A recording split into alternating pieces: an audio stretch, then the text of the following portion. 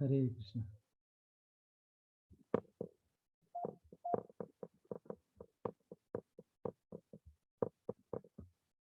ग्रंथराज श्री चैतन्य चरितामृत से हम पाठ कर रहे हैं और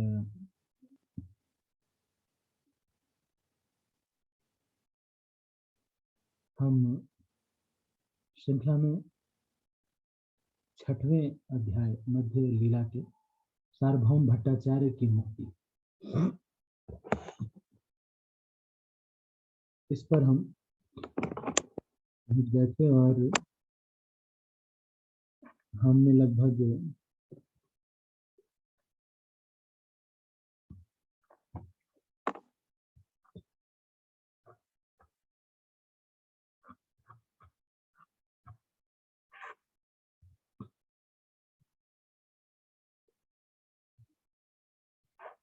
हम्म,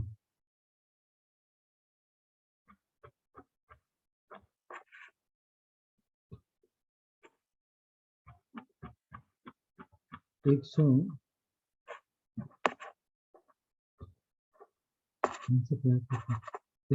तक कर लिया। चार गोपी माता की 160 से पढ़ना। ठीक है, थैंक यू।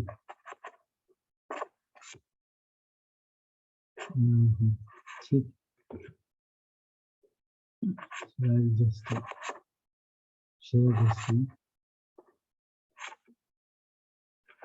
हरे कृष्ण। 160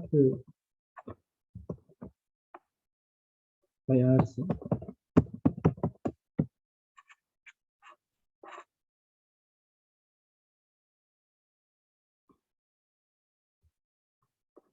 हमें पढ़ना है।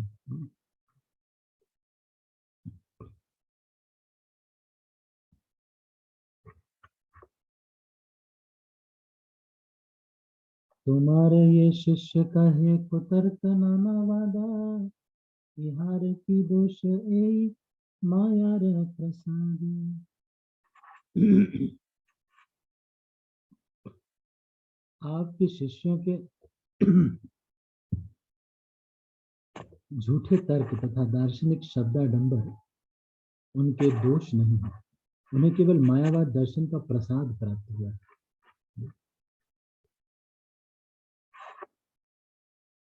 यच्चक्तयो वदतां वादिनां वै विवाद संवाद भुवो भवन्ति, कुर्वन्ति चैषां मुहुरात्ममोहं, तस्मै नमो अनंत गुणाय।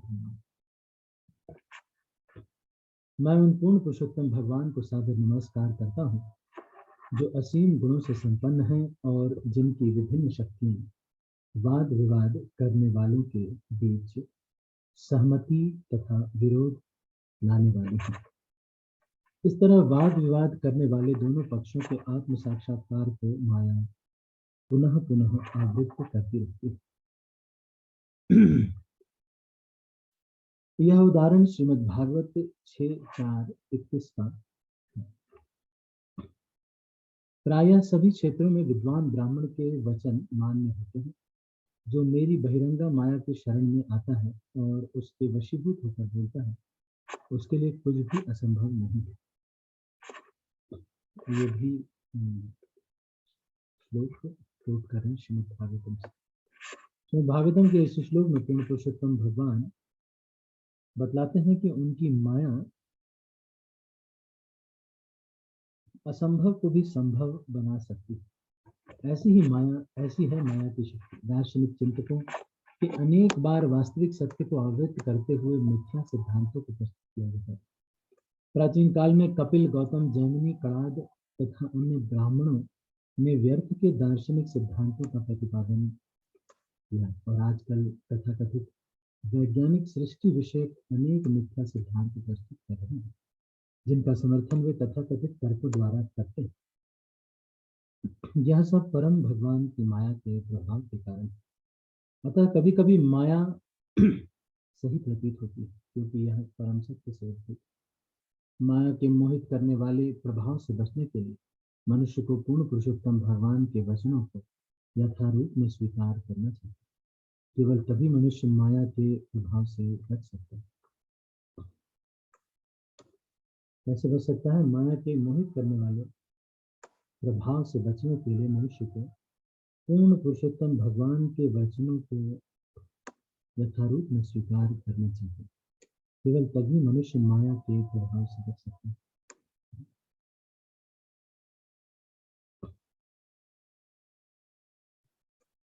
तो एक यहाँ पर एक प्रश्न उठता है, जब शास्त्रों में ये सब कहा जाता है बार बार कि माया के प्रभाव से बचना है, माया के प्रभाव से बचना है, तो एक बार को ये मन में प्रश्न आता है कि जब ये लोग हमको बचाना ही चाहते हैं और बनाने वाले भी यही हैं, बनाने वाले भी भगवान हैं और बचाना भी यही चाहते हैं, तो ये थोड़ा सा समझ में नहीं आया है? जब आपको इतना बचाने का ही फिक्र थी, हर किताब में तात्पर्य में लिख रहे हैं माया से बचो, माया से बचो। अरे जब माया से ही बचना था, इतनी टेंशन आपको ज्यादा है, मैं तो इतना टेंशन में नहीं हूँ।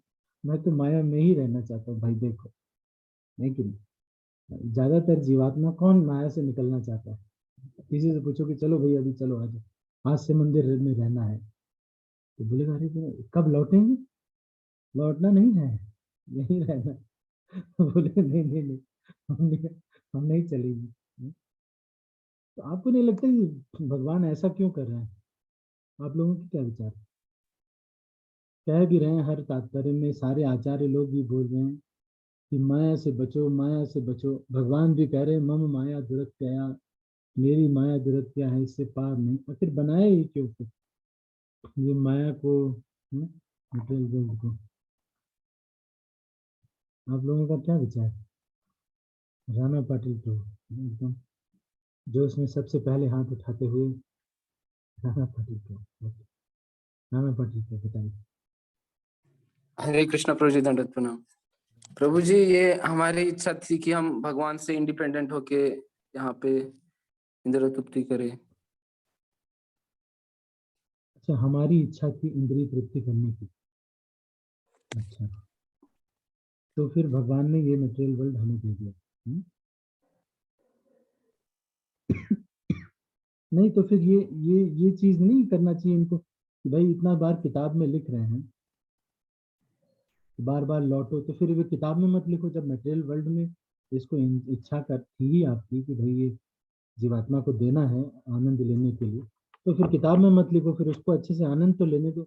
एक तो उसको मटेरियल वर्ल्ड में भेज देते हो, फिर उसके बाद उनको जो है आप बाद में किताबों में लिखवा लिखवा करके सब प्रभु जी लोगों से मोटिवेट कराते हैं। या तो भेजो मत। और और भी कोई प्रभु भक्त? जी मतलब अच्छा, हाँ राणा पटेल को बताइए। मतलब यहाँ कितना भी मतलब एंजॉय किए या इंडिपेंडेंस रह के कुछ भी किए, लेकिन उसको वो संतुष्टि नहीं मिलेगी जो भगवान के दास बनकर उनकी सेवा करने में मिलेगी। अच्छा अच्छा, ठीक है, ठीक है। और कोई भक्त? आपको क्या लगता है भगवान ये दोनों क्यों कराते हैं? या तो अगर मटेरियल वर्ल्ड में भेज ही रहे हैं, जब आपको पता है कि जीवात्मा की बेचारी की इच्छा थी मटेरियल वर्ल्ड में, तो आनंद लेना चाहता था, तो फिर उसको फिर किताब में भेज भेज करके उसको मोटिवेशनल सेमिनार क्यों दे रहे हैं? या तो उसको मजे ले ही लेने दो, या फिर दूसरा ये है कि भाई जब किताबें भेज के ही उसको करना था तो उसको बुला ही लो। अनीता आर्या माता जी, आपका क्या विचार? यहाँ का नश्वर है प्रभु जी, यहाँ पर कोई परमानेंट नहीं रहता, सब छोड़ देना ही चाहिए। अच्छा, यहाँ का जो कुछ जो है सब नश्वर है। परमानेंट तो गोलोक में रहता है। गोलोक में परमानेंट है।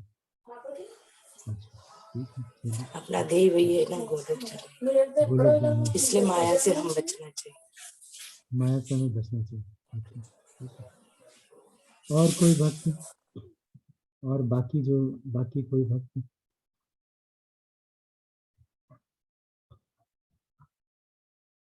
पावनी ज्योति माता जी का क्या विचार? हरे कृष्णा प्रभु जी, धन्यवाद प्रणाम। हम्म। प्रभु जी, भगवान अपनी माया की शक्ति को बतलाना चाहते हैं कि मेरी माया की शक्ति बहुत पावरफुल है, अगर इसमें फंसेगे तो बाहर नहीं निकल पाओगे। ये मतलब भगवान जीवात्मा को प्रूव करना चाहते हैं कि देखो मेरी माया शक्ति बहुत शक्तिशाली है। ठीक ठीक चलो। और कोई भक्त? प्रश्न आप लोग ध्यान से सुनो। चलो प्रश्न फिर से आपको बताते हैं। प्रश्न ये है कि जब भगवान इतना उत्सुक है, हर परपट में, हर तात्पर्य में, सारे प्रभु जी लोग, सारे सन्यासी लोग ऑडियो लेक्चर में, यूट्यूब में भी जो लेक्चर देते हैं, सब लेक्चर में यही बोलते हैं कि भाई माया से निकलना है, बाहर जाना है, माया में भर फंसो, वो लोग जाना है। जब सब लोग, भगवान की भी ये बहुत इच्छा है कि वो लोग में हम आए। फिर दूसरा तरफ से भगवान ने माया भी बनाई है, इतना सारा सब कुछ यूट्यूब वगैरह सब कुछ बना भी रहे हैं। और माया के बहुत सारे प्रपंच भी बनाए हैं, और और मम माया कह भी रहे हैं। तो ये दोनों चीज एक साथ कैसे कर सकते हैं भगवान? जब आपको इतनी इच्छा है कि भाई जीवात्मा न जाए वहां पे और हमारे साथ रहे, तो भाई आप बोल दो ना कि उसको ले जाओ बेचारे को। इतना क्यों आप उसको बेचारे का टेस्ट ले रहे हैं? कोई चारू गोपी माता जी? दंडवत प्रणाम प्रभु जी, हरे कृष्णा। भगवान तो हम सबको अपने पास बुलाना चाहते हैं प्रभु जी, लेकिन हमारे जो पूर्व कर्म के फल है वो तो हमें यह सब पूरे करके ही हम भगवान हमको अपने पास बुलाना चाहते हैं, इसलिए उसने हमें माया में धकेल दिया है। पूर्व कर्म फल की वजह से। पूर्व कर्म फल जो पहली बार आया होगा जीवात्मा थोड़ी ना। चलो अच्छा, ठीक है। अनीता एस कमल माता जी, आपका क्या विचार? हरे कृष्णा प्रभु जी, दंडवत प्रणाम प्रभु जी। जैसे हम भगवान ये कहते हैं कि हम जैसे हम लोग चाहते हैं वैसे हमको देते हैं, लेकिन हम ही है जो माया में फंसते जा रहे हैं प्रभु जी। और फिर भगवान ये भी कहते हैं जो ये हम माया से निकलना चाहते हैं तब उनके शरण में जाएंगे, तो तब वो कहते हैं कि मेरे पास आ जाओ, मेरे शरण में आ जाओ बोल के बोलते हैं प्रभु जी। ऐसे तो 3 कर्म है प्रभु जी, संचित कर्म और 2 और कर्म होते हैं, मतलब तीव्र कर्म, मतलब जो फल होता है जब भी मिलता है तो उसके हिसाब से भी हमको जितना जितना मिलता है, भक्ति भी हमको वो भी बहुत पुण्य से ही मिलता है सबको। मतलब ऐसा मैंने सुना है प्रभु जी।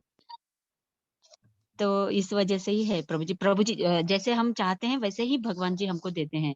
हम जैसे मांगते हैं, जैसे चाहते हैं वैसे हम, अगर हमको इंद्र तृप्ति चाहते हैं, हमको ये सभी भौतिक मटेरियल वर्ल्ड में हम लोग रहते हैं, ये सभी भोगना चाहते हैं, तो फिर भगवान कहते हैं अच्छा ठीक है रहो यहीं पे। अब मेरे शरण में आना चाहते हो तो फिर मेरे पास आ जाओ, ऐसे बोलते हैं। हम ये दोनों मतलब समझ के हम जाएंगे तो ठीक है। अच्छा ठीक, तो मतलब ये है कि भाई तुम यहाँ पे समझ जाओ, ठीक है। अच्छा, राणा पाटिल को आप फिर से हाथ उठा दी। अच्छा, हरे कृष्ण प्रभु जी, दंडवत प्रणाम। दौलत प्रभु जी, भगवान मतलब एक लिटिल इंडिपेंडेंस देते हैं, माइन्यूट इंडिपेंडेंस, और उसमें फिर इंटरफेरेंस नहीं करते, इसीलिए मतलब डायरेक्ट लेके नहीं जाते यहाँ से। लिटिल मतलब इंडिपेंडेंस देते हैं। अगर वो उतना भी जितना माइन्यूट इंडिपेंडेंस है वो भी ले गए तो मतलब नॉन लिविंग थिंग्स जैसा ही हुए हम। तो थोड़ा सा, क्योंकि हम भगवान के मतलब पार्षद है, तो थोड़ा वो भी इंडिपेंडेंट है, इसलिए हमें भी थोड़ा इंडिपेंडेंस देते हैं, तो उसी की वजह से यहाँ पर है। मैं एक शब्द खोज रहा हूँ, वो शब्द बस एक कोई भी बोल देता बस, तो बस हो जाता। चलो अच्छा, भार्गव को आपको क्या विचार? हरे कृष्ण प्रभु, धन्यवाद प्रणाम प्रभु जी। यस प्रभु जी। हाँ प्रभु जी, एक्चुअली सभी को मालूम है प्रभु जी ये माया इतना पावरफुल है, ये नहीं करना वो नहीं करना, बट मालूम हो तो भी हम लोग वही करते हैं प्रभु जी। और पहले तो इस्कॉन में आने से पहले ये सभी नहीं करना बोल के पहले मालूम है प्रभु जी। अभी आने के बाद और डबल क्या बोलते हैं प्रभु जी, करेगा तो और डबल आता है प्रभु जी। अभी प्याज लहसुन नहीं खाना प्रभु जी, मालूम है, फिर भी हम लोग कभी कभी खाते हैं ना। जो पहले जो पाप आता है ना प्रभु जी, उसका डबल आता है अभी में, ऐसा लग रहा है प्रभु जी। चलो अच्छा, मैं वही एक शब्द बस खोज रहा हूँ, कोई और है। क्यों बट ये मतलब आखिर फंसे हुए क्यों है भगवान? मतलब चलो अच्छा ठीक है, भार्गव को म्यूट कर लीजिए, मैं एक बार इनसे भी पूछना चाहता हूँ, हमारे उमेश को। कहाँ गए? उमेश हरे को कृष्णा, दंडवत प्रणाम। दंडवत प्रणाम प्रभु जी। प्रभु जी, जैसे ऐसे है कि भगवान हर जीवात्मा के साथ रहते हैं, चाहे किसी भी जुगनी में जाए, परमात्मा के रूप में भगवान हर उससे प्रेम करते हैं प्रभु जी। और इस प्रेम की वजह से है, चाहे हम जितना भी रिवोल्ट कर गए आगे हैं, भगवान उस प्रेम की वजह से हमें किसी ना किसी समझाने की कोशिश कर रहे हैं कि यही यही वापस एक आ शब्द जाया जो है, जाए। ठीक है, यही एक शब्द जो है, यही मैं खोज रहा था। ये जो प्रेम है ना, इसी से तो सारा प्रॉब्लम। ये जीवात्मा से भगवान प्रेम कर सकते हैं, से करते हैं, बस यही प्रॉब्लम।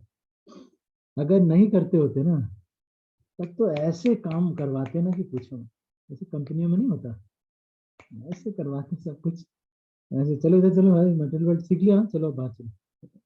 लेकिन प्रेम ऐसी चीज है ना, जब संबंधों में ये प्रेम फंस जाता है, बस फिर देखो आप, इतने दोनों की परीक्षा होती है। अरे भगवान हमसे बड़ी एग्जाम दे रहे हैं। आप सोचो, हम तो तुच्छ जीवात्मा है, हमसे बड़ा इतना टेस्ट तो भगवान दे रहे हैं, जो हमारे हृदय में परमात्मा के रूप में बैठ करके चिकन मटन खा रहे हैं। हमसे बड़ा टेस्ट भगवान स्वयं दे रहे हैं। हम इतना सब पाप कर रहे हैं, सोचो भगवान को क्या लगता होगा कि सुबह क्लास हो रही है, शाम को क्लास होती है, बीच में भी 2-4 बार यूट्यूब में 1-2 लेक्चर सुन ही लेते हैं, तब भी तब भी मान नहीं रहे।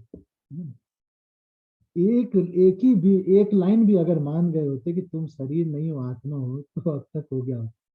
12-12 15-15 साल हो गए,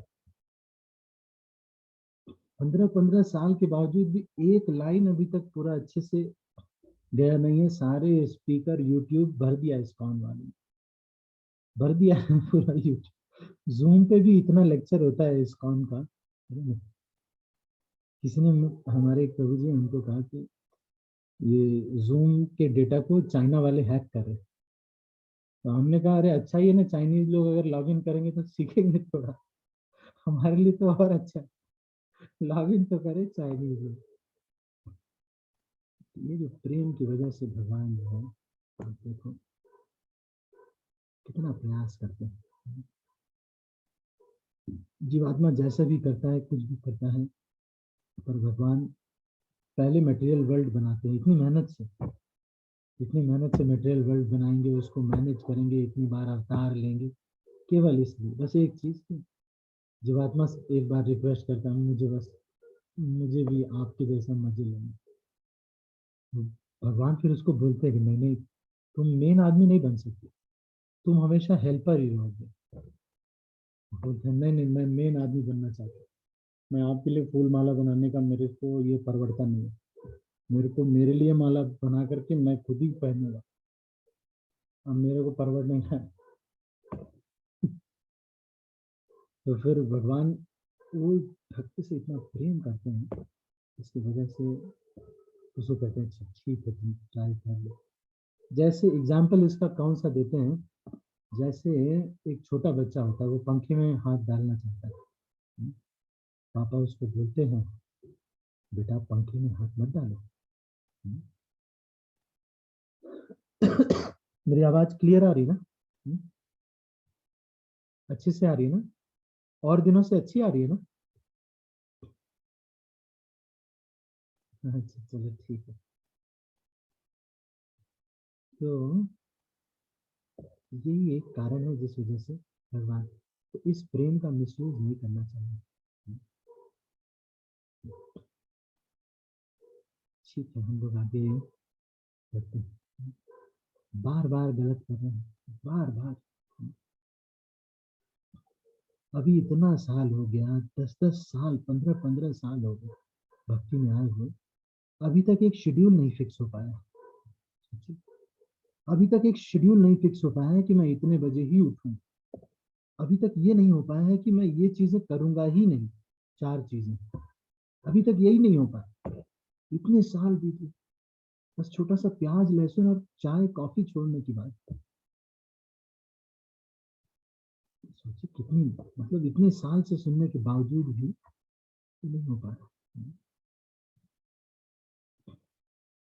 तो माया के मोहित करने वाले प्रभाव से बचने के लिए मनुष्य को पूर्ण पुरुषोत्तम भगवान के वचनों को यथारूप में स्वीकार करना चाहिए। केवल तभी मनुष्य माया के प्रभाव से बच सकता है। गोपीनाथ आचार्य से यह सुनकर सार्वभौम भट्टाचार्य ने कहा, पहले आप उस स्थान को जाएं जहां श्री चैतन्य महाप्रभु ठहरे हैं, और उन्हें उनके साथियों समेत मेरी ओर से आमंत्रित करके यहाँ बुलाया। जगन्नाथ जी का प्रसाद लीजिए और सर्वप्रथम इसे चैतन्य महाप्रभु तथा उनके साथियों को दीजिए। उसके बाद यहाँ लौट कर आइए और तब मुझे भली भांति शिक्षा दीजिए। गोपीनाथ आचार्य सार्वभौम भट्टाचार्य की बहन, अतएव उनका संबंध अत्यंत मधुर तथा घनिष्ठ। ऐसी स्थिति में गोपीनाथ आचार्य ने उन्हें कभी उनकी निंदा करके, कुछ उनकी प्रशंसा करके और कुछ परिहास करके सिखाया। कुछ समय से ऐसा ही चल रहा था। श्री मुकुंद दत्त गोपीनाथ आचार्य के निष्कर्षात्मक वचनों को सुनकर अत्यंत संतुष्ट हुए, किंतु सार्वभौम भट्टाचार्य के कथनों को सुनकर वे अत्यंत दुखी तथा रुष्ट हुए। सार्वभौम भट्टाचार्य के आदेशानुसार गोपीनाथ आचार्य श्री चैतन्य महाप्रभु के पास गए और उन्हें भट्टाचार्य की ओर से आमंत्रित किया। इस दिन महाप्रभु के सामने भट्टाचार्य के कथनों की चर्चा की गई। गोपीनाथ आचार्य तथा मुकुंद दत्त दोनों ने ही भट्टाचार्य के कथनों को अस्वीकार कर दिया, क्योंकि उनसे उनको मानसिक दुख पहुंचता। यह सुनकर श्री चैतन्य महाप्रभु ने कहा, आप इस तरह न बोले। सार्वभौम भट्टाचार्य मेरे प्रति अत्यंत वत्सल एवं कृपालु हैं। वे मेरे प्रति वात्सल्य के कारण मेरी रक्षा करना चाहते हैं और यह चाहते हैं कि मैं सन्यासी के नियमों का पालन करूं। इसमें कौन सा दोष है? अगले दिन प्रातः काल श्री चैतन्य महाप्रभु सार्वभौम भट्टाचार्य के साथ जगन्नाथ जी के मंदिर में दर्शन करने गए। दोनों ही अत्यंत प्रसन्न मुद्रान्वित थे। जब वे मंदिर में पहुंचे तो सार्वभौम भट्टाचार्य ने चैतन्य महाप्रभु को आसन दिया और सन्यासी के आदरार्थ स्वयं भूमि पर बैठ गए। सार्वभौम भट्टाचार्य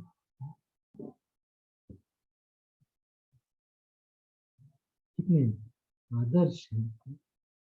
तब उन्होंने चैतन्य महाप्रभु को वेदांत दर्शन पढ़ाना शुरू किया। अच्छा, नीचे बैठ के पढ़ा रहे और स्नेह तथा भक्ति के कारण महाप्रभु से वे इस प्रकार बोले। श्री व्यासदेव द्वारा विरचित वेदांत या ब्रह्मसूत्र ऐसा ग्रंथ है जिसका अध्ययन सभी संप्रदायों के उन्नत आध्यात्मिक विद्यार्थी, विशेषतया सन्यासी करते हैं। वैदिक ज्ञान विषयक अंतिम निष्कर्षों की स्थापना करने के लिए सन्यासियों को वेदांत सूत्र का अध्ययन करना आवश्यक है। हाँ, यहाँ जिस वेदांत का उल्लेख हुआ है वह शंकराचार्य की टीका, जिसे शारीरिक भाष्य कहते हैं। सार्वभौम भट्टाचार्य श्री चैतन्य महाप्रभु को वैष्णव सन्यासी से मायावादी सन्यासी में बदलना चाहते थे, इसलिए उन्होंने शंकराचार्य के शारीरिक भाष्य के अनुसार श्री चैतन्य महाप्रभु को वेदांत सूत्र की शिक्षा देने का प्रबंध किया। शंकर संप्रदाय के सारे सन्यासी इसी शारीरिक भाष्य सहित वेदांत सूत्र को गंभीरता से पढ़ने का आनंद लेते हैं। कहा गया है, वेदांत वाक्येषु सदा रमन्ते। मनुष्य को चाहिए कि वेदांत सूत्र के अध्ययन में आनंद ले। भट्टाचार्य ने कहा, वेदांत दर्शन सुनना ही सन्यासी का मुख्य कर्तव्य है। अतएव आपको चाहिए कि बिना हिचक के वेदांत दर्शन का अध्ययन करें और किसी श्रेष्ठ व्यक्ति से इसका निरंतर श्रवण करें। चैतन्य महाप्रभु ने उत्तर दिया, आप मुझ पर अत्यंत कृपालु हैं, अतएव आपके आदेश का पालन करना मेरा कर्तव्य है। इस तरह महाप्रभु ने सार्वभौम भट्टाचार्य द्वारा प्रतिपादित वेदांत दर्शन का 7 दिनों तक लगातार श्रवण किया, किंतु चैतन्य महाप्रभु न तो कुछ बोले, न ही इसका संकेत दिया कि यह सही है या गलत। वे केवल बैठे बैठे भट्टाचार्य की बातें सुनते रहे। 8वें दिन सार्वभौम भट्टाचार्य ने चैतन्य महाप्रभु से कहा, आप लगातार 7 दिनों से मुझसे वेदांत दर्शन सुन रहे हैं। आप मौन धारण किए हुए सुनते रहे हैं, क्योंकि आप यह नहीं कह रहे हैं कि यह सही है या गलत है, तो मैं यह नहीं समझ पा रहा हूँ कि आप वेदांत दर्शन को वास्तव में समझ पा रहे हैं या नहीं।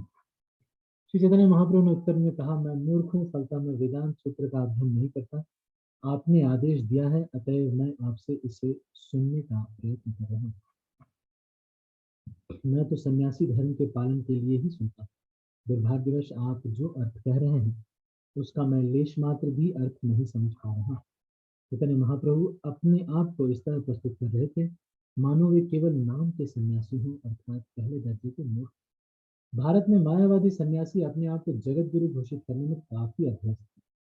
यद्यपि उन्हें बाह्य जगत की कोई जानकारी नहीं होती और उनका अनुभव किसी छोटे नगर या गांव या भारत देश तक सीमित होता है, न ही ऐसे सन्यासियों को पर्याप्त शिक्षा मिली होती। दुर्भाग्यवश इस समय भारत में तथा अन्यत्र भी ऐसे अनेक मूर्ख सन्यासी हैं जो वैदिक साहित्य का भावार्थ जाने बिना मात्र उसका अध्ययन करते रहते हैं। जब श्री चैतन्य महाप्रभु नवद्वीप के मुस्लिम शासक चांद काजी से साक्षात कर रहे थे तो उन्होंने वैदिक साहित्य से एक श्लोक सुनाया जिसका अर्थ था कि इस कलयुग में संन्यास आश्रम मौजूद, केवल वे ही संन्यास ग्रहण कर सकते हैं जो गंभीर हैं और वैदिक नियमों का पालन एवं वैदिक साहित्य का अध्ययन करते हैं।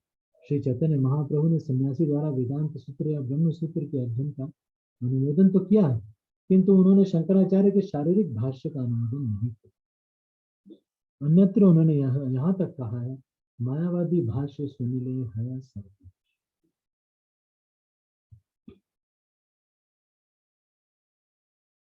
यदि कोई व्यक्ति शंकराचार्य के शारीरिक भाष्य को सुनता है तो उसका सर्वनाश हो जाता है। अतएव एक आध्यात्मिकवादी को, सन्यासी को नियम पूर्वक वेदांत सूत्र का तो अध्ययन करना चाहिए, किंतु उसे शारीरिक भाष्य नहीं करना चाहिए। तो सन्यासी को वेदांत सूत्र पढ़ना तो चाहिए, पर शारीरिक भाष्य से नहीं। यह श्री चैतन्य महाप्रभु का निष्कर्ष है। वेदांत सूत्र का वास्तविक भाष्य तो श्रीमद् भागवत है।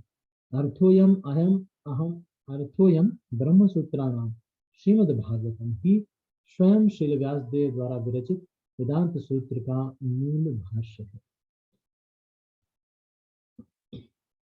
ठीक है।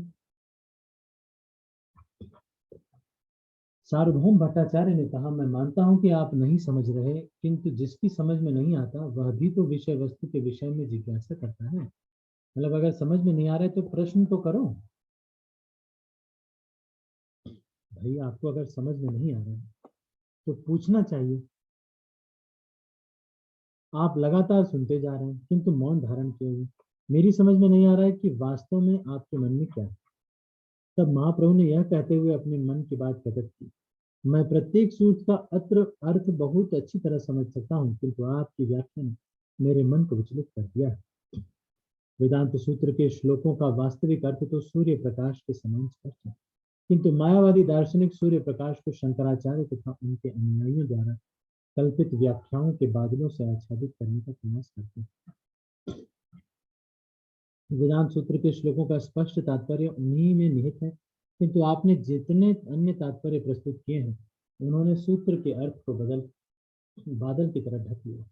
इस श्लोक की व्याख्या के लिए कृपया आदि लीला अध्याय 7 श्लोक 106-146 देखें। आप ब्रह्मसूत्र का मुख्य अर्थ नहीं बतला रहे। ऐसा लगता है कि आपका कार्य वास्तविक अर्थ को छिपाना है। यह सारे मायावादियों या नास्तिकों की विशेषता है जो वैदिक साहित्य का अर्थ अपनी कल्पना से करते हैं। ऐसे मूर्ख लोगों का वास्तविक प्रयोजन सारे वैदिक साहित्य पर निर्विशेषवादी निष्कर्ष आरोपित करना है। ये मायावादी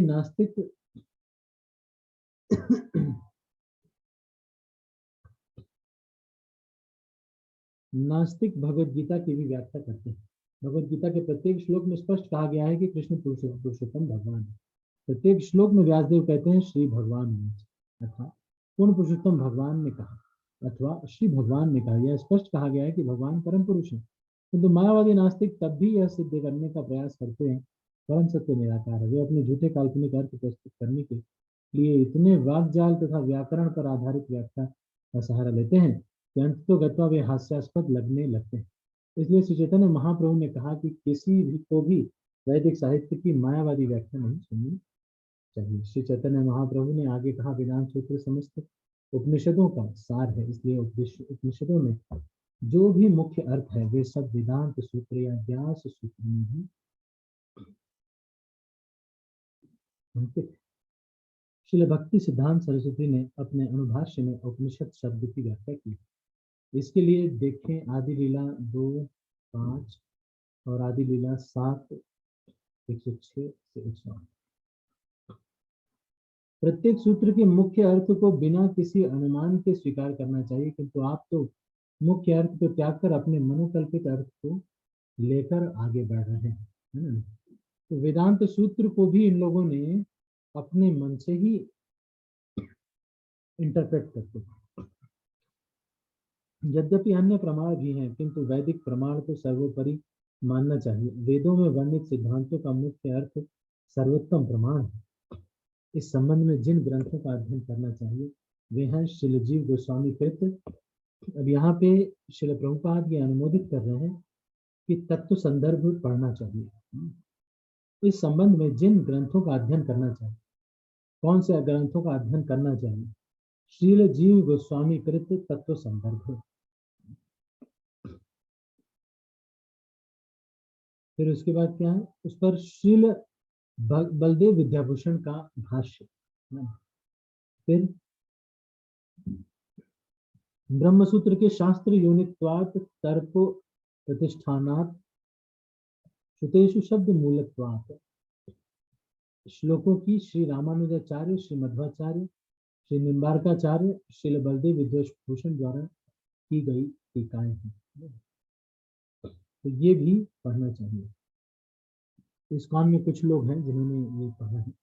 श्री जीव गोस्वामी ने अपनी सर्व संवादिनी नामक पुस्तक में 10 प्रकार के प्रमाणों का वर्णन किया है। प्रत्यक्ष ये सर्व संवादिनी नाम की एक का ग्रंथ है, जिसमें श्रीला जीव गोस्वामी ने 10 प्रमाणों का बताया। हमने सुना तो 3 प्रमाण होते हैं ना, ये 10 प्रमाण की बात करें।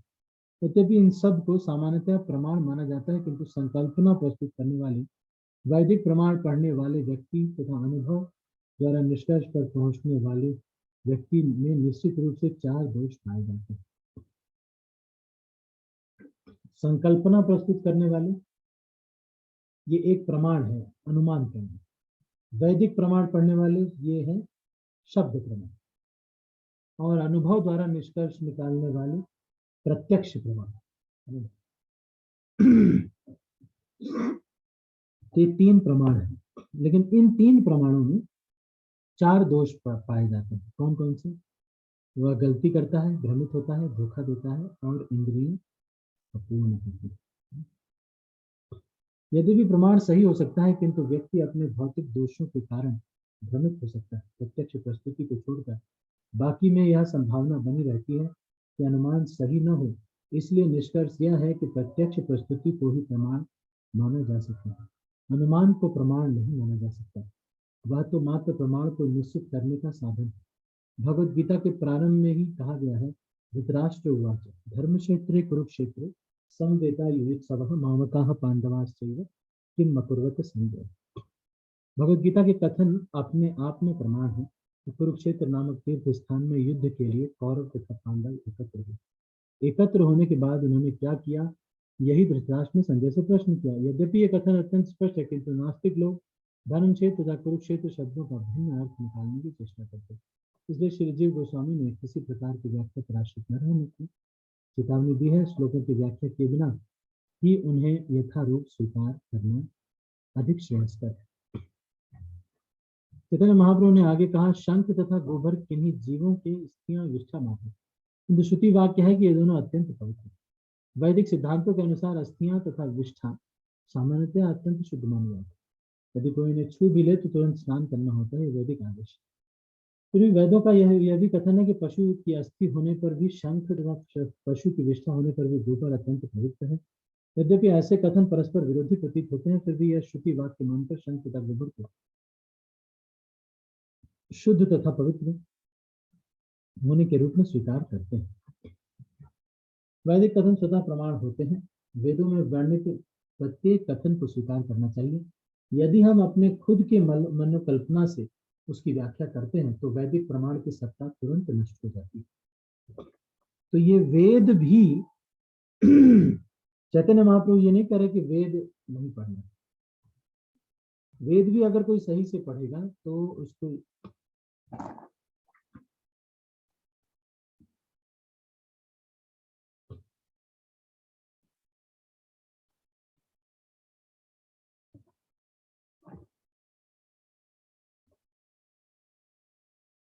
हरे कृष्ण। मेरी आवाज आ रही है?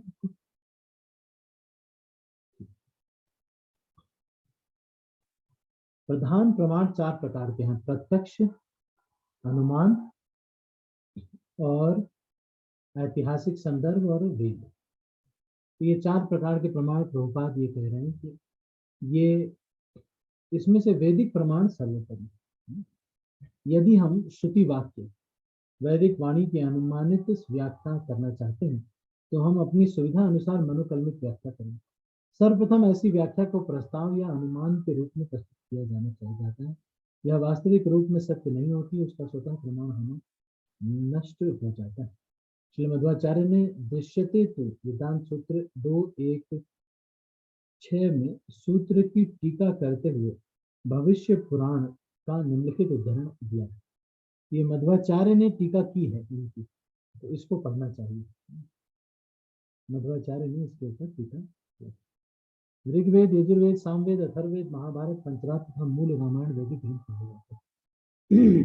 पुराण यथा ब्रह्मवैवर्त, नारदीय, विष्णु पुराण, भागवत पुराण विशेषतः वैष्णव के निमित्त हैं और वे भी वैदिक ग्रंथ। अतः पुराणों, महाभारत, रामायण में जो भी कहा है वह स्वतः प्रमाण। उनका अनुमान लगाने की आवश्यकता नहीं है, क्योंकि भगवत गीता महाभारत का अंश है। अतः भगवत गीता के सारे कथन स्वतः प्रमाण। फलतः इनके विषय में अनुमान लगाने की कोई आवश्यकता नहीं। अनुमान लगाने से वैदिक साहित्य की समस्त प्रामाणिकता नष्ट हो जाती है।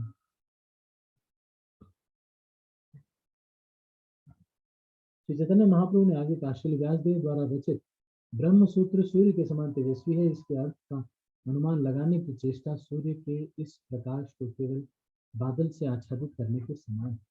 सारे वेदों तथा वैदिक सिद्धांतों का अनुगमन करने वाले अन्य साहित्य का निश्चित मत है कि परब्रह्म ही परम सत्य है, सबसे महान है और भगवान का एक पहलू। श्री कृष्ण सब में सर्वोच्च है। भगवद गीता 15:15 में भगवान कृष्ण कहते हैं, वेदैश्च सर्वैरहम् एव वेद्यः, सारे वेदों के द्वारा जानने योग्य मैं ही हूँ। श्रीमद् भागवत 1:2:11 में कहा गया है कि परम सत्य ब्रह्म, परमात्मा तथा भगवान इन तीनों अवस्थाओं में समझे जाते हैं। ब्रह्मेति परमात्मेति भगवान इति शब्द।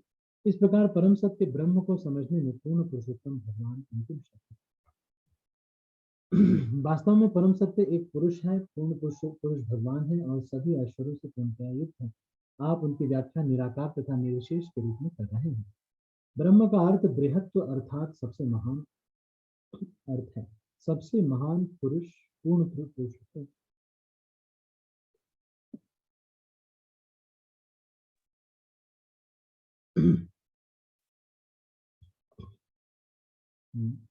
सबसे महान पूर्ण पुरुषोत्तम भगवान कृष्ण है। उनमें सारी शक्तियां तथा सारे ऐश्वर्य पूर्ण रूपेण विद्यमान है।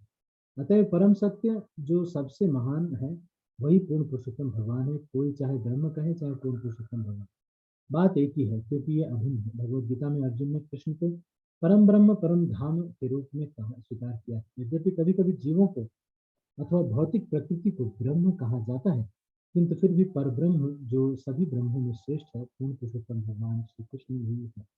वे सभी ऐश्वर्य से पूर्ण है, अतः उनके पास सारी संपत्ति, सारा बल, सारा यश, सारा ज्ञान, सारा सौंदर्य तथा सारा वैराग्य रहता है। वे शाश्वत रूप से पुरुष हैं और वे शाश्वत रूप से सर्वोपरि हैं। यदि कोई निराकार कहकर उनकी व्याख्या करता है तो वह ब्रह्म के वास्तविक अर्थ को आच्छादित करता है। ठीक है, तो आज की चर्चा हम यहीं पर समाप्त करेंगे। अभी मैं आपसे कुछ प्रश्न पूछूंगा, आप इसका उत्तर दीजिएगा। इसके बाद हम इसे क्लोज करेंगे। पहला जो प्रश्न है,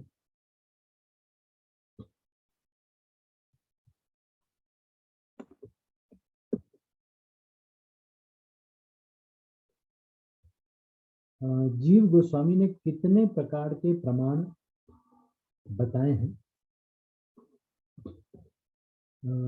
जिसमें से कौन कौन से प्रमाण जो है मुख्य हैं, और ये कौन से ग्रंथ में लिखा हुआ है प्रमाणों के बारे में?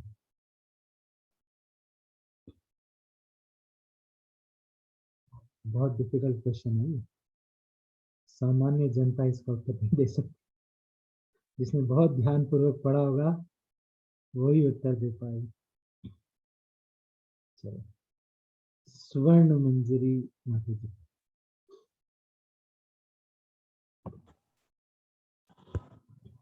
हरे कृष्णा प्रभु जी। हरे कृष्ण माता जी। प्रभु जी मेरे फोन में थोड़ा आवाज कम आती है, मेरी आवाज आ रही है प्रभु जी? बहुत ज्यादा। प्रभु जी, सर्व संवादिनी ग्रंथ में जीव गोस्वामी ने 10 प्रमाण दिए हैं। अच्छा, ठीक है। अच्छा, तो इसमें से 4 जो मुख्य हैं वो कौन से हैं? प्रत्यक्ष प्रमाण, शब्द प्रमाण, अनुमान प्रमाण, अनुभव प्रमाण। ये वहां पे नहीं लिखा है। चलो ठीक ठीक है, ठीक ठीक ठीक है। तो ये ऐतिह्य प्रमाण या ऐतिहासिक प्रमाण, ये भी प्रमाण को प्रभुपाद सही मान रहे हैं। ठीक है, हाथ नीचे कर। थैंक यू माता जी, फिर भी आपने बहुत पकड़ लिया। अच्छा, चारों संप्रदाय के जो आचार्य हैं उन्होंने कौन सा ग्रंथ है जिसको जरूर, जिसके ऊपर टीका चारों संप्रदाय जरूर लिखते हैं? कि कौन सा ऐसा ग्रंथ है या कौन सी ऐसी चीज है इसके ऊपर चारों संप्रदाय टीका लिखते हैं?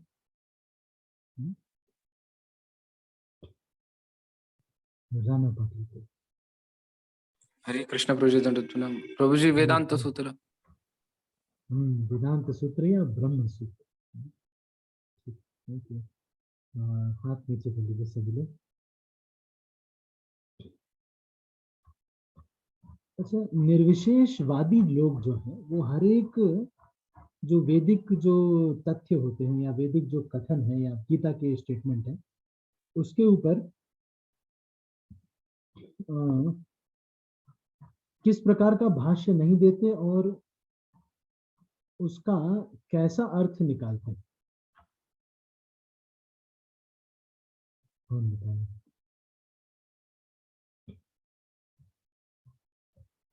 जो मेरी बात आप सुनो, जो मायावादी लोग हैं या निर्विशेषवादी लोग हैं, ये लोग क्या करते हैं, जो भी हमारे ग्रंथ होते हैं उसको ये लोग, जैसे जाकिर नाइक वगैरह, ये लोग ना ऐसे ही करते हैं। जैसे चैतन्य महाप्रभु भगवान है तो ये लिखेंगे चैतन्य चैतन्य। चैत मतलब ये मक्का, और तन्य मतलब मदीना, इसका मतलब चैतन्य मतलब मक्का मदीना, ऐसे बोलते हैं वो लोग। ये नहीं चैतन्य महाप्रभु स्वयं प्रकट हुए हैं तो वो नहीं, वो बोलते हैं कि इसका मतलब मक्का मदीना, इसलिए आप लोग मक्का मदीना की तरफ करके नमाज पढ़ा करिए। इस तरह से हो बेवकूफ बनाते हैं, है ना? अभी कुछ दिन पहले मैं बुक डिस्ट्रीब्यूट कर रहा था तो कोई व्यक्ति मुझे मिला, तो उसने कहा कि अरे आप लोग गीता पढ़े हैं कि नहीं, आप लोग जरा निकालिए तो 15वें अध्याय का 8वां श्लोक। मैंने बोला अच्छा कौन सा श्लोक है भाई, जरा देखते। तो उसने कहा कि देखिए यहाँ पे तो साफ लिखा हुआ है कि ओम का ध्यान करना चाहिए। तो मैं बोला जरा उससे आगे थोड़ा एक श्लोक और आगे पढ़िए। उसके आगे आगे ही भगवान ने कहा है कि जब जाप करना चाहिए, हमारे नाम का जाप करना चाहिए, उसके आगे ही जो है इसके बारे में लिखा हुआ है भगवद गीता जो है। तो ये लोग जो है मिस इंटरप्रेट करते हैं। ठीक है, पावनी ज्योतिनाथ जी आप।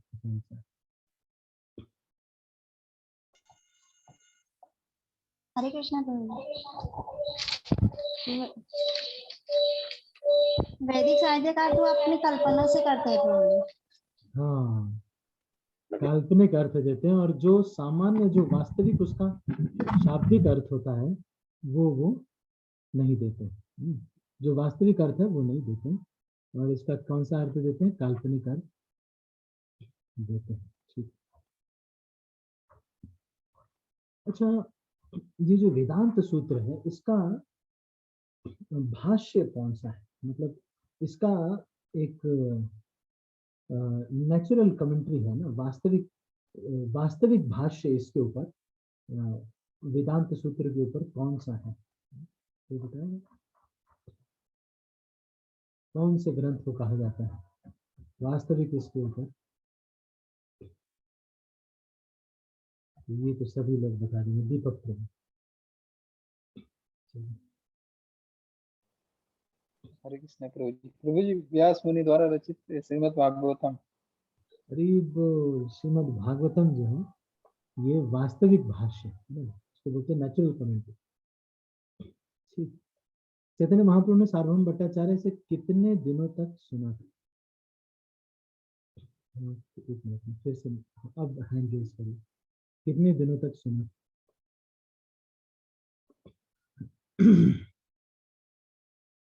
बस ये तो सबको पता होना चाहिए। तो ये तो फिर अन्याय है। बाकी लोग जो हैंड रेज नहीं कर रहे हैं वो बाथरूम में माने जाएंगे।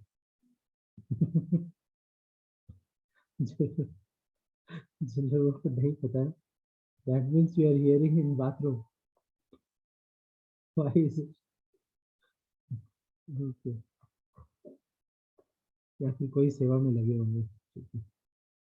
ठीक है 7 दिनों तक। ओके, मैं सबके हाथ नीचे करना।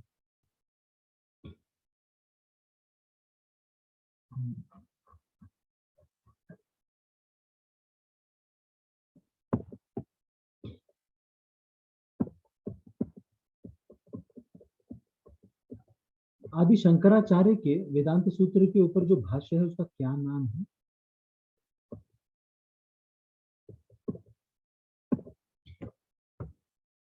आदि शंकराचार्य के वेदांत सूत्र के ऊपर जो भाष्य है उसका क्या नाम है? ठीक है, तो अभी हम इसको नमिता आर्या माता जी।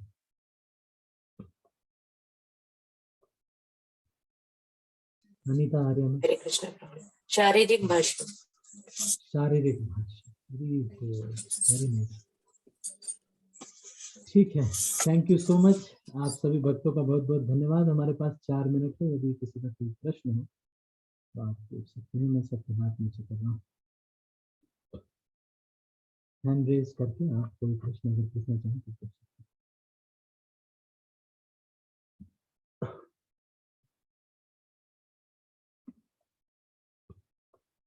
हैं। किसी का भी कोई प्रश्न हराना पड़े तो हरे कृष्ण प्रभु जी, प्रणाम। प्रभु जी, आपने जो बोला कि भगवान प्रेम के चलते हमें मतलब वापस नहीं बुलाते, उस पे थोड़ा कुछ बताएंगे प्रभु जी? और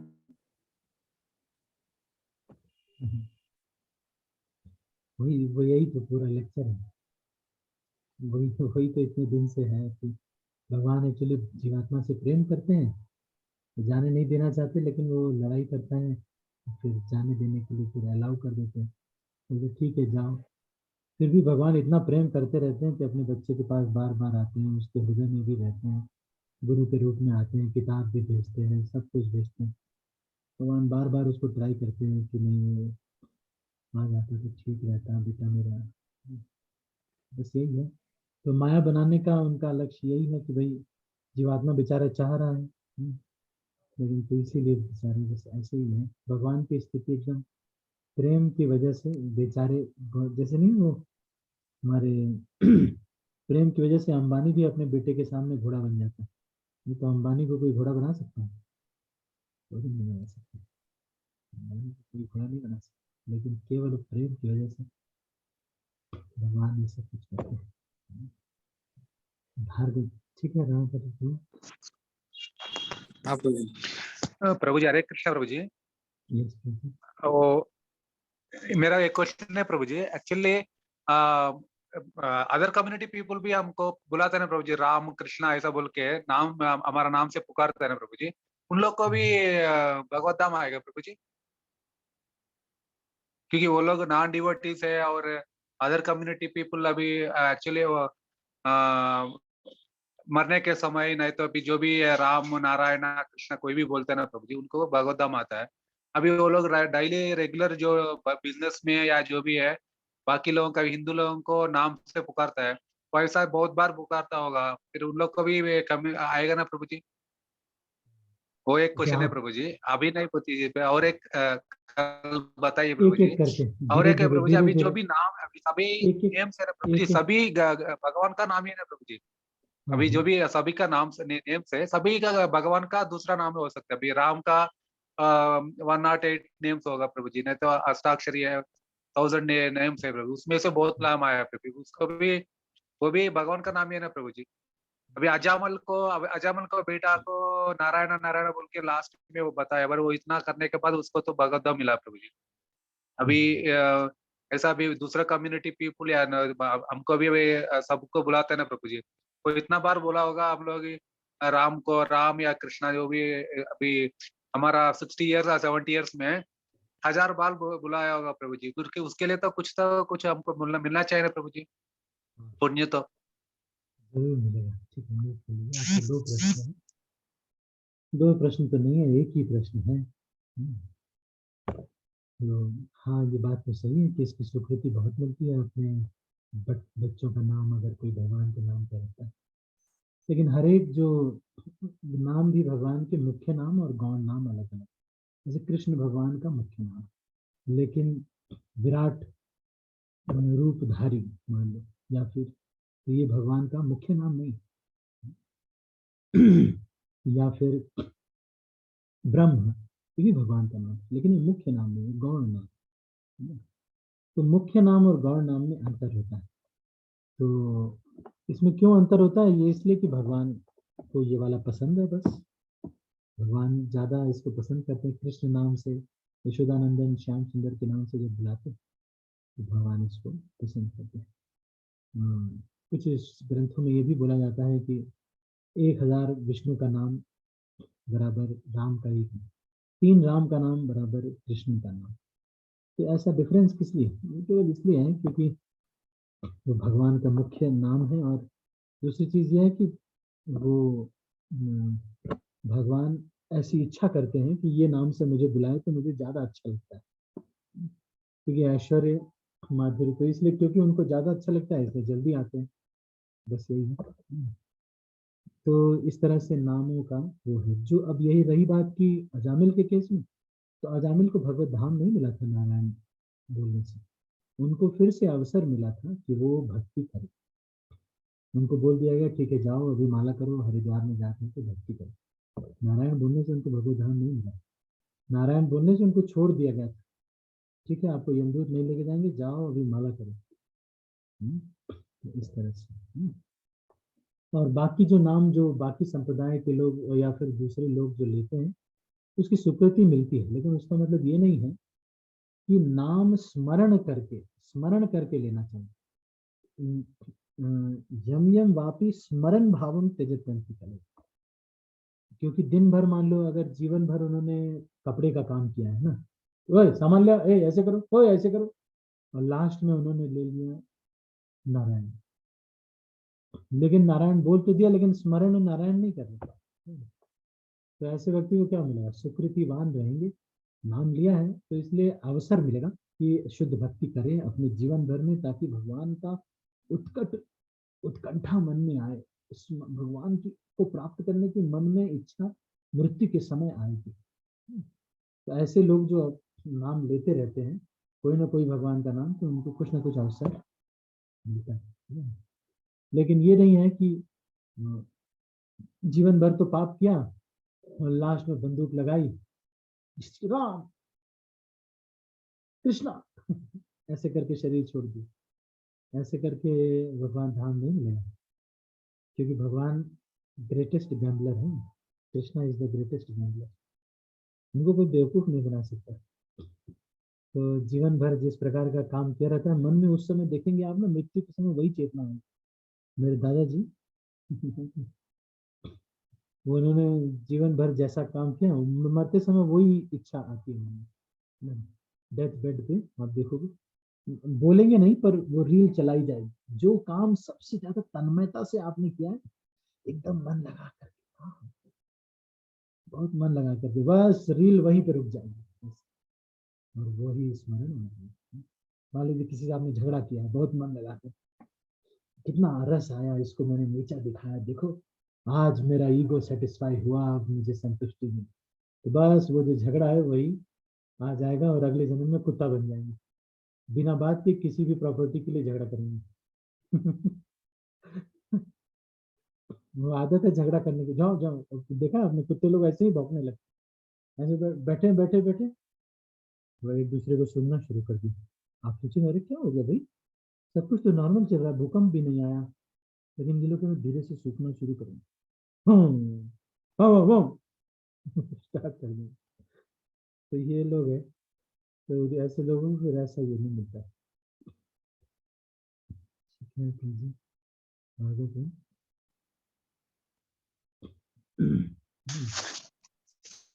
so it ओके is प्रभु जी। अंत काले च मामेव स्मरण मुक्त्वा कलेवरम, कीर्तन मुक्त्वा नहीं, जो स्मरण रहेगा मन में वैसा होगा।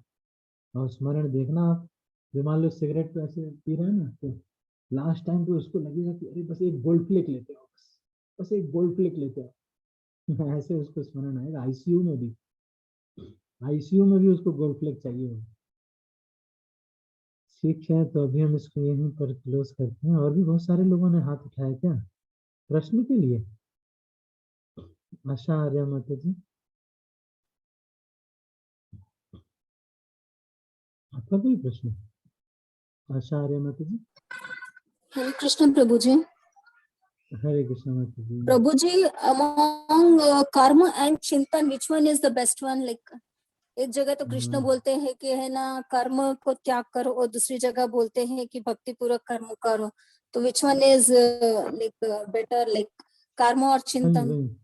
वही जहाँ पर ये लिखा हुआ है उसी श्लोक में थोड़ा सा आगे पढ़ेंगे तो ये भी लिखा हुआ है कि But the thing is, Prabhu ji, I did not get that exactly.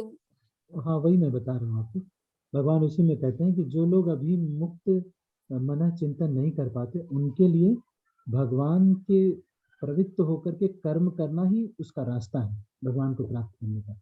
और जो लोग भगवान में बिल्कुल रत हो चुके हैं, उनके लिए कर्मों को छोड़ना ही रास्ता है। जैसे कि योगारूढ़स्य, जो योगारूढ़ है, तो उनको कर्म छोड़ना ही उनके लिए, वो कुछ नहीं कर्म करें, सब संसार छोड़ दें, संन्यास ले लें, ठीक है। लेकिन हमारी अभी प्रवृत्ति नहीं शुद्ध हुई है, तो हमको क्या करना चाहिए? हमको कर्म में लगे रहना चाहिए। ठीक है ना माता जी? थैंक यू प्रभु जी। माता जी संधि में राधा माता जी। हरे कृष्ण प्रभु जी, धन्यवाद प्रणाम। प्रभु जी, जैसा कि किसी का सडन डेथ होता है ना प्रभु जी, लास्ट 8 days बैक मेरे फूफा जी का हुआ, तो उनका कैसा होगा प्रभु जी? सडन उनका हार्ट अटैक आया, तो कुछ बोले नहीं, बताए नहीं। आपको जानते थे ना? जी प्रभु जी। वो तो जानते हैं, बस इनका तो उद्धार होना है। अब आपके जो भक्त लोग बन जाते हैं ना इस्कॉन में, एक्चुअली इस्कॉन के भक्त लोगों को खुद ही नहीं पता है कि उनको क्या मिल रहा है। इस्कॉन के जो एक जो ये हम मंदिर में करते हैं ना, कोई पहुंचता है घंटा बजाने लगता है, कोई पहुंचता है बस कोई प्रभु जी को बोला हरि बोल, प्रणाम नहीं करे, बस ऐसे टाटा हरि बोल, उनको भी नहीं मालूम है कितना बड़ा काम होगा। बस अब नीचे की योनि तो मिलना नहीं है। इस तरह से किसी भक्त से अगर किसी की रिश्तेदारी हो जाती, चाहे वो जीवन भर भैंस की भी सेवा करे, भगवत धाम जाए। तो वो नॉन डिवोटी रहे अभी तो प्रभु जी, वो नॉन डिवोटी है। तो भी भगवान उसके पीछे पड़ते उसको भगवत धाम लेके जाएंगे। हरि बोल। कोई अच्छा भक्त बन जाए ना अगर, तो उसको ध्रुव महाराज जो है भगवान से पूछते हैं, एक बात बताओ मेरी मम्मी कहाँ है? हम तो भगवत धाम जा रहे हैं, मम्मी का कहाँ क्या होगा? आपके सामने उनका विमान। तो नंद सुनंद बोलते हैं कि वो देखो तुमसे पहले जा रही है मम्मी तुम्हारी, उनका प्लेन अलग है, तुमसे पहले पहुंच जाएगी। तो भक्तों से रिश्तेदारी होना, लेकिन अच्छा भक्त अगर कोई बनता है तो उसको जरूर, और बहुत अवसर देते हैं भगवान, ये बात तो सही है। जो बहुत उत्कृष्ट भक्त होते हैं फिर उनके लिए ऐसा नहीं होता, उनके तो सारे परिवार के सबको ही भगवत धाम लेके जाते हैं। जैसे देखो प्रहलाद महाराज की मौसी को, बुआ को, पोते को, सबको भगवत धाम, सबको, चाहे असुरी क्यों ना। प्रहलाद महाराज के पूरे खानदान को भगवत धाम किया, पूरे खानदान, चाहे असुर क्यों ना हो, बलि हो, बाणासुर है, बाणासुर सोचो, ये सब भगवत धाम।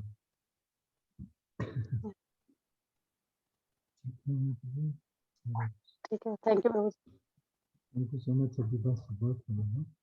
अभी हम इसको यहीं पर क्लोज करते हैं। श्री चैतन्य चरितामृत ग्रंथ की जय, श्रील प्रभुपाद की जय।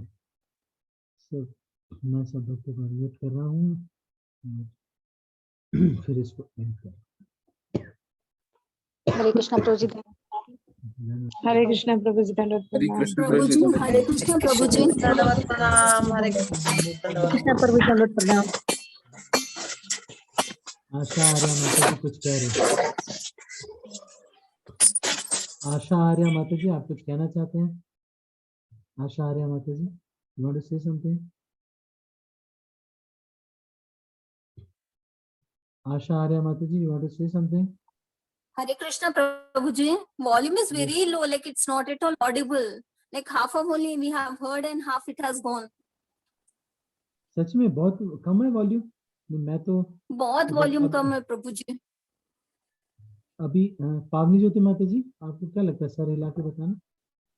What do you say? It's okay, no? देखिए Now it's okay प्रभु जी। अच्छा, now it's okay, हाँ? अच्छा। Yes. अच्छा, Even yesterday also volume was very low. No, yeah, that comment I got from devotees. So I have just improved with the speaker now. So today I think the volume must have increased. And Prabhu ji, I don't have the book, so that's why whatever you say, that one only I have to grasp. Oh, you can have the book. It's available in the market. It's available online on Amazon, as well as it's available in the ISKCON temples wherever you are. You can just get from the temple. It's something like 2000. Prabhu ji, do you have any PDF of this? Yeah, I have the PDF है क्या प्रभु जी आपके पास? But it is better for you to have this book in your home also. It would be a nice thing. Your eyes will be protected as well.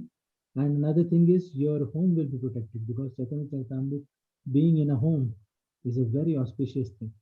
Just because of the presence of Sri Chaitanya Charitamrita, many of the ghosts and hobgoblins will just run away.